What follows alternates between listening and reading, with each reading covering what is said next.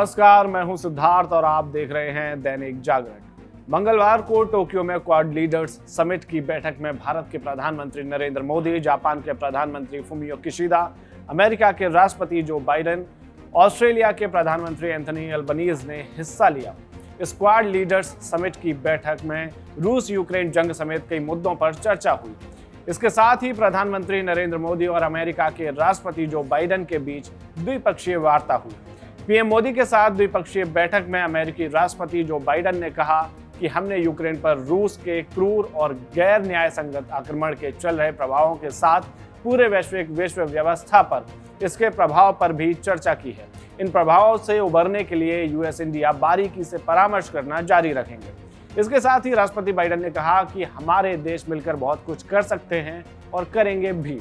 उन्होंने आगे कहा कि मैं अमेरिका भारत की साझेदारी को धरती पर हमारे सबसे करीब बनाने के लिए प्रतिबद्ध हूं और हम हिंद प्रशांत पर द्विपक्षीय स्तर और समान विचारधारा वाले देशों के साथ समान विचार साझा करते हैं ताकि हमारी साझा चिंताओं की रक्षा के लिए काम किया जा सके। इसके पहले क्वाड लीडर्स समिट में पीएम मोदी ने कहा कि इतने कम समय में क्वाड समूह ने विश्व स्तर पर एक महत्वपूर्ण स्थान बना लिया है। आज क्वाड का दायरा व्यापक हो गया है और स्वरूप भी प्रभावी है। हमारा आपसी विश्वास, दृढ़ संकल्प लोकतांत्रिक शक्तियों को नई ऊर्जा और उत्साह दे रहा है और क्वाड के स्तर पर हमारे आपसी सहयोग से एक फ्री, ओपन और समावेशी इंडो पैसिफिक क्षेत्र को प्रोत्साहन मिल रहा है जो हम सभी का साझा उद्देश्य है। पीएम ने आगे कहा कि कोविड-19 की विपरीत परिस्थितियों के बावजूद हमने वैक्सीन वितरण, जलवायु कार्रवाई, सप्लाई चेन में लचीलापन, आपदा में प्रतिक्रिया और आर्थिक सहयोग जैसे कई क्षेत्रों में आपसी समन्वय बढ़ाया है। इससे इंडो पैसिफिक में शांति, समृद्धि और स्थिरता सुनिश्चित हो रही है। इसी बीच में पीएम मोदी ने चुनाव जीतने के लिए ऑस्ट्रेलियाई पीएम एंथनी अल्बनीज को भी बधाई दी। पीएम मोदी ने कहा कि शपथ लेने के 24 घंटे बाद हमारे बीच आपकी उपस्थिति क्वाड दोस्ती की ताकत और उसके प्रति आपकी प्रतिबद्धता को दर्शाती है।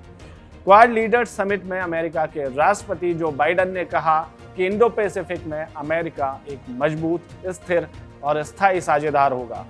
हम हिंद प्रशांत की शक्तियां हैं। जब तक रूस युद्ध जारी रखता है हम भागीदार बने रहेंगे और वैश्विक प्रतिक्रिया का नेतृत्व करेंगे। उन्होंने आगे कहा कि साझा मूल्यों और हमारे पास मौजूद विजन के लिए हम एक साथ हैं। इस क्षेत्र को शांतिपूर्ण और स्थिर रखने, इस महामारी से निपटने और इसके बाद जलवायु संकट को दूर करने के लिए हमारे पास बहुत काम है।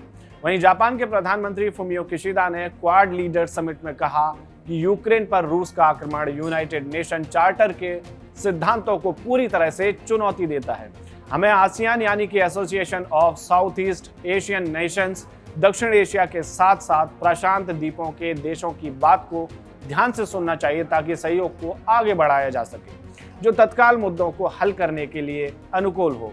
वहीं नई ऑस्ट्रेलियाई सरकार के प्रधानमंत्री एंथनी अल्बनीज ने कहा कि आर्थिक, साइबर, ऊर्जा, स्वास्थ्य और पर्यावरण सुरक्षा के माध्यम से जलवायु परिवर्तन पर कार्रवाई और अधिक लचीला इंडो पैसिफिक क्षेत्र के निर्माण को प्राथमिकता देती है।